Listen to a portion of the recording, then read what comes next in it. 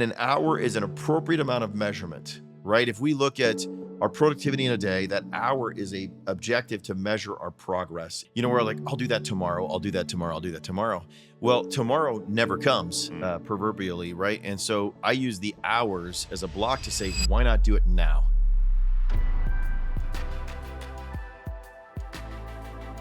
Welcome back to ReedFlections, a podcast on life, leadership, and learning. I am Art Calderon. I'm here with Reed Nyffeler, a local CEO, a father, husband, local community leader. And we have been through a lot. We're also going to do a brief recap here so we can get everybody up to speed. And if you are not up to speed, then get up to speed. Episodes 1 through 4 were about priorities, 5 through 9, habits, 10 through 13, know your purpose, 14 through 19, start your journey. Currently, we're on the section, be present on purpose. And today, hourly structure. So we're really getting down to the nitty gritty here. We're getting down to the hours on how to structure your hours. So I think most of us schedule our days by hour. What am I doing at 11 o'clock? What am I doing at 1 and 2 and so forth? Why are we scheduled that way, and why do we tend to do things that way? Why do you do things that way? Yeah, I think, as we look at the days, which is our last episode, we're like, I'll do that tomorrow. I'll do that tomorrow. I'll do that tomorrow. Well, tomorrow never comes, proverbially, right? And so I use the hours as a block to say, why not do it now? Right. And now happens to be in an hour-long block. And, I've often thought about this, and maybe others haven't, but why 24 hours in a day? Why not 20 hours? Okay. Why not 50 hours? Okay. Right? How did we block that down? That's kind of the duration of our energy, right? That we need some sort of cycle that's around an hour. I mean, it's pretty universal, right? We have metric and standard measuring systems, but the hour and day are pretty universal across the globe. And so our duration of energy that we can put in a block of an hour. And as I look at myself personally, I see that if I'm on a topic for longer than an hour, I need either a form of a break or I get bored with it. Yeah. And it's really because I've kind of exhausted the energy necessary to walk through that. And it's time for some sort of disruption to the hour. And so really aligns with our ability to learn and focus and accomplish objectives. And so that's where those hour time blocks make sense. And then if we really look at how I schedule my day at work, and I know we talked about this on the daily, then I have 3-hour time blocks. And there's some magic to threes, right? From 9 to 10, 10 to 11, 11 to noon, preceding lunch. There's a magic to that. And it's 3 time blocks in the morning, and then typically 3 in the afternoon. And whether it's 1:30 to 2, 2 to 3, 3 to 4, and then ultimately close out the day. And so there's something around that we can accomplish and make progress in that hourly time block. And so as we really look at it, it makes a natural block of time. Even if we look at, say, the dinner hour, then afterwards, really productivity for me might be 6, 7, 8, 9 o'clock, spending time with the family. And then you kind of wind down at 10 o'clock, which is pretty traditional. And so we really look at those hourly time blocks to see what we can accomplish. And they seem like an appropriate amount of time to accommodate for our learning and our focus and our energy. Can you think of some specific hour blocks that you nailed it, that you did well, that was productive, and you're kind of proud of that? Yeah. And I think, many times when I look at hourly blocks, it's those hours that we don't think of scheduling that are the ones that can be the most productive. And so what do I mean by that? This weekend, for example, my son was in a basketball tournament, and it was in Lincoln, which is about an hour drive from here. And I thought, what can I do with this hour? Because we think it's an hour drive. What can we do with that hour? And it's a matter of having an extended conversation around developing and investing in that relationship. And so productive hours would be a great conversation that really invests in his development and my development and my family's development at that same time. And so those are productive hours. When we have to wait in a waiting room, for example, what can we do with that time? And so productive hours for me, many people may or may not know this, is I fly quite a bit, right? And so I'm always traveling.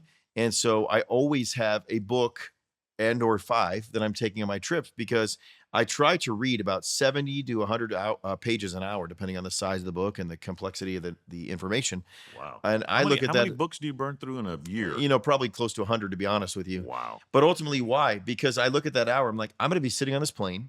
I have the ability to disconnect because I never get the Wi-Fi on the plane for a lot of reasons. I think it's inconsistent, number one. But number two is that's my opportunity to focus on my learning. And so it's a highly productive hour. And out of that hour, I'm saying, okay, what is something that I can take from this book or chapter? And many times I read on similar topics, leadership and other topics of interest that are really, developmental in nature. I said, I want to take something out of that Mhm. that is relevant and highly productive, right? And so, right now, I'm reading this very long book, and I read over the weekend, and it's on the building of the economy from really 1930s to 2023 was the end of that. Interesting. And so, I looked at there was critical political decisions that were made in that period of time, and Mhm. I'm extracting that, and it's like, wow, that is when the Federal Reserve was formed. Mm. And I can see how the Federal Reserve is now a basis on a lot of these things. So I'm extracting a piece out of that hour of productivity to then subsequently apply it. Why is that relevant? Because we're in a business that is driven by, you know, economics, right? So if the economics, if there's a recession or inflation, those are all going to affect our business. If I look at the underlying drivers of that, right, which is economic theory, then I can apply that. So I'm extracting something out of that hour, that 1 hour block of reading that book that can otherwise be applied in other areas. That makes it productive, right? Learning is productive. And if we can take a learning environment and a productive hour of reading and then subsequently apply that to our lives, we've made progress in that hour. Hmm. Okay.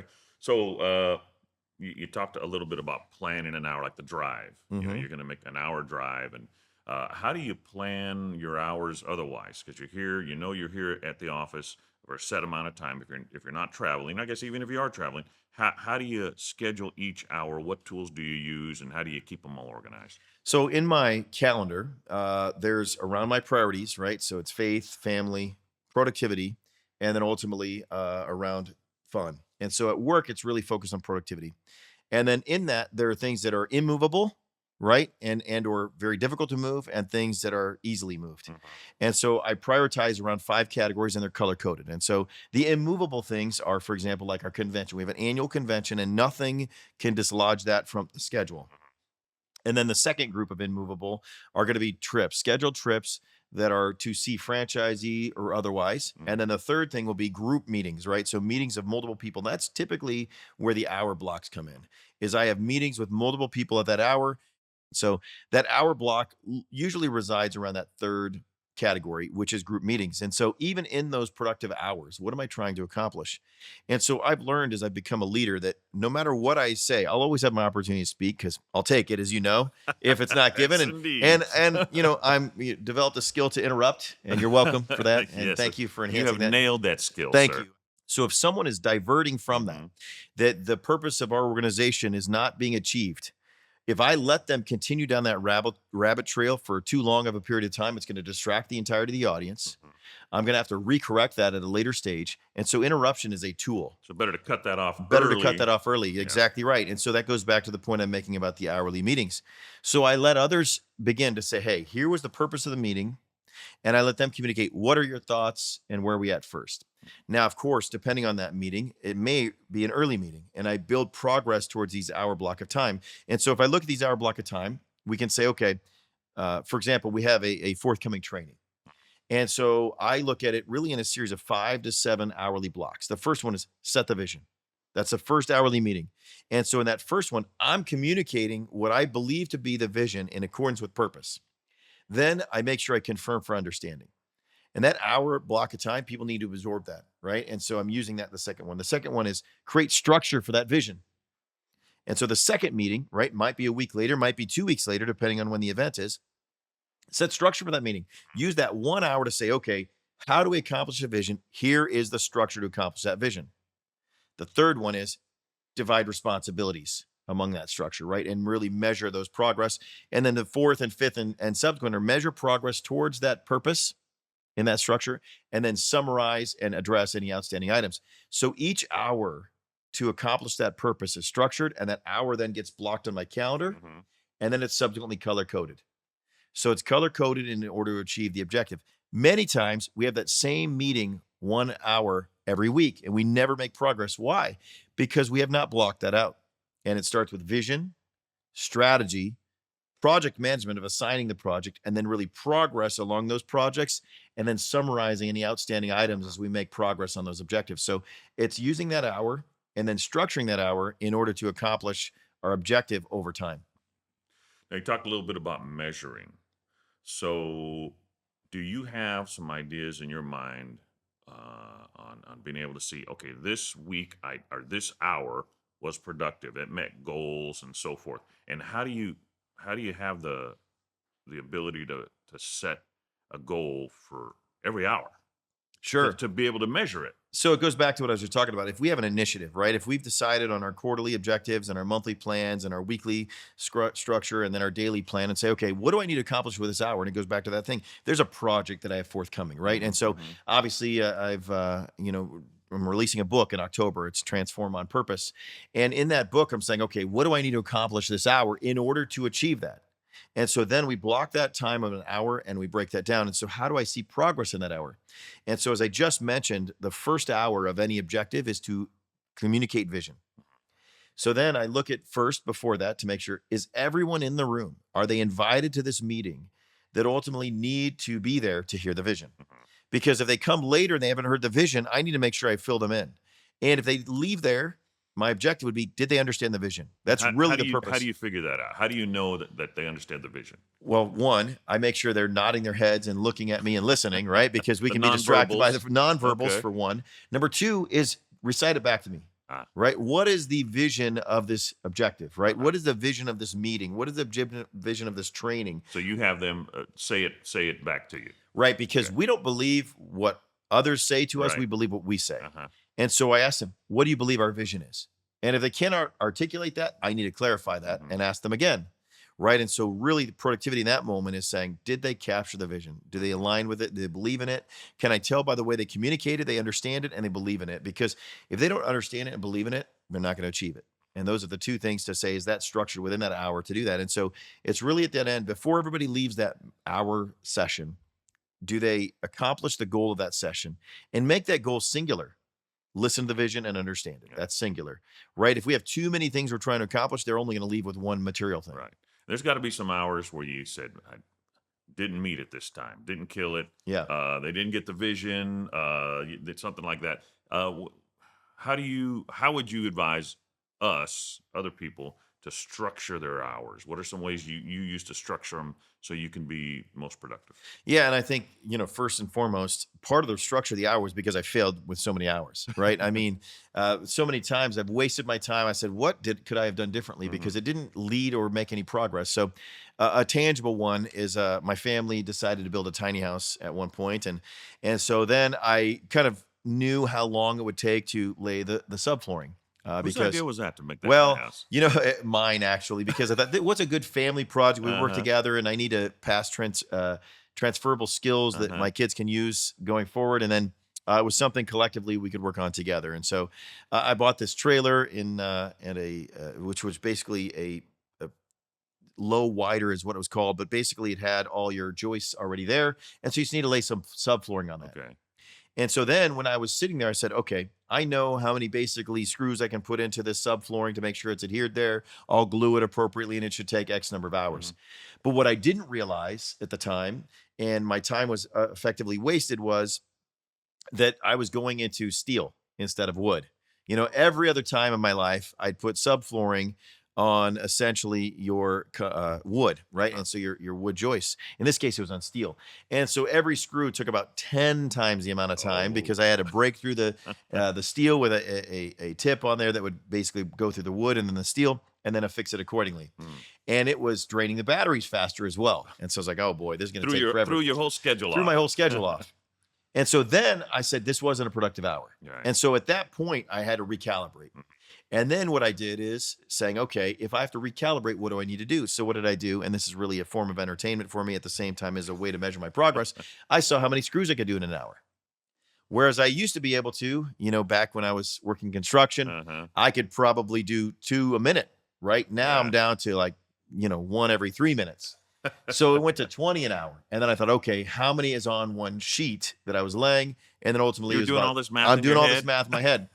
Because what gets measured gets improved, Uh-huh. right? And an hour is an appropriate amount of measurement, right? If we look at our productivity in a day, that hour is a objective to measure our progress in order to do that. And so in that case, I looked at how many screws I could do an hour, and then I realized how long it would take. And at which point then, this is also important. Anything we measure, if there's not a form of accountability there, Hmm. then we won't necessarily make progress on it all. So I called my wife, and I had my young sons with me at the time, and they had bedtime. I said, I'll be done in an hour. And in that objective, I wanted to lay one more sheet that would Hmm. close that off. And so I said, okay, now I've got a little pressure because I need to get the kids home on the other side. So we measure progress. We then have an accountability on the other Uh-huh. point of that, right? And so how do we integrate that into an hour? We say at the beginning, by the end of this hour, right? This is a way to have accountability in a measured hour. I want you to have clarity around the vision, and we deliver that vision. And then I want everybody to understand that. Everybody understand the objective of this hour. Then we work towards that objective, and then we deliver upon that objective. And so that's a way to make progress with your hour. Yeah. So that was a great project. I remember seeing the finished product, and very impressive. Hmm. Talk about something more recent. What has been a productive hour for you in the last week? Say, what did it look like, and how did you know it was a productive hour? Yeah. So this last week, we had a training here at the home office, and it was one of our largest trainings we've ever had. And so for me, one thing that I was there, I was saying, what is a productive hour? And it was really setting up and clarifying the goals of, we had some the role playing. And I thought, okay, and it wasn't even a full hour, but I'm saying, okay, here's what we're trying to accomplish, because this is a critical turning point in the sales process of sales training, in the sales process, to be able to understand. And so then we had rotated around to make sure that everybody had a role within that, and they can hear, they could do the role playing themselves, they could watch the role playing, and they could evaluate the role playing. So you had the logistics worked out. You had the goal first Right. before the hour started, and then you worked on the logistics to make sure everybody in there could meet that goal. And so we were launching that role playing. I was like, okay, something's amiss here, because there was some confusion. I know you were involved in that. Maybe you were Woo! the reason of the confusion, Could Art. be. I Could should have be. done further investigation, but they needed clarification. Yes. And I knew that this would be time wasted, because I'd scheduled it for about an hour and a half, or a day and a half, or 2 days Uh-huh. at the time, if there was not clarity around Right. that. And so it's like, let's do a timeout, Hmm. because it's not going to accomplish the objective. And so many times we just keep rolling the cameras. We keep moving forward without understanding really what we're trying to accomplish. I said, timeout, pull everybody together. Yeah. And as we pulled everybody together, it was a matter of clarifying roles and responsibilities. Mhm. And so many times when we have a vision, and I talked about that before, we have a strategic plan, we have projects, but we don't define roles and responsibilities, it won't be productive. Yeah. If everybody just says, "Yep, something needs to be done," and no one gets assigned, nothing's going to get Yeah, done. and let's use my tiny house example. I had plans, right? I had a vision for building a tiny house. I had then specific strategic plan. This is what we're going to do first, the subflooring, for example. Then I had projects. I set out the subflooring, etc. But if I did not define roles and responsibilities, we wouldn't have really made the most progress we can. So again, to that analogy, and then we'll go back to our other story. I had two sons, right? One son was, hey, bring the piece of wood over here, and then you line that up. And my other son would count out the screws for me. He was young at the time. And so he'd hand me the screws. There's roles and responsibilities, Mhm. and that accelerated the progress versus me getting off of the trailer to go grab a piece of wood and dragging it over to where it was, and then ultimately having to get the screws on my own. I had their roles and responsibilities. So that's where I saw the gap was in this training. Is I knew that we had a clear vision. Everybody understood what the goal was. There was a strategic plan. Everybody had a little documented piece as to where they needed to be and when. So you could have one part of that, but not the other part, and then the goal's not met. But what broke down was the roles and the responsibilities. They knew their roles, but then what did that mean in the moment? And so the productive hour was saying, okay, let's clarify. Here's your role now. Here's your role in 10 minutes, in 20 minutes, and 30 minutes. And we really clarified that. Then we practiced that, right? We walked through the meetings and the rooms. And then when I left there, I said, wow, it's working, right? There was productivity around that hour. We had clarified whose role It and was pretty responsibilities awesome. there. Once it got going, it was really neat. I mean, it was a lot of work, movement, but it was like a well-oiled machine. And it was a productive hour because I clarified the last mile, right? And we can say it's so clear in our minds, but we didn't clarify that last mile, and all productivity is lost. However, in that case, it was a productive hour for me because I refocused the team. I checked and confirmed they were making progress. And then ultimately we had, 80, 90 people all in a nice, well-oiled machine, Right. learning and transitioning knowledge and then developing their skills. And it really worked well. And I think everybody got a lot out of that time. Oh, absolutely. Very productive. Very productive. Well, we've reached the end of our time together. Thank you again, listeners, for tuning in to ReedFlections. Thank you, Reed, for sharing your time and your knowledge with us. Make sure to share our podcast with your friends. We'd love to hear you. We talked today about your hourly activity and how to make the most out of your hours, how to set goals and include others in them, and how to reach those goals. Next time, we're going to continue with being present, and we're going to talk about transformational meetings. Until then, I'm Art Calderon, and be purposeful. Now, many of you are just getting started to see how your habits can translate into hours. The first thing I would recommend as you're doing this is block your time. Really be diligent about those hours. Then, in those hours, have a purpose for those hours each and every time. And just as I talked about, it may be starting with vision, then progress to strategic planning, then project management, then defining roles and responsibilities and measuring progress. Many of us don't make progress towards our purpose because we do not use our hours. And it's okay, just like in my scenario, to take a time out and reevaluate our progress.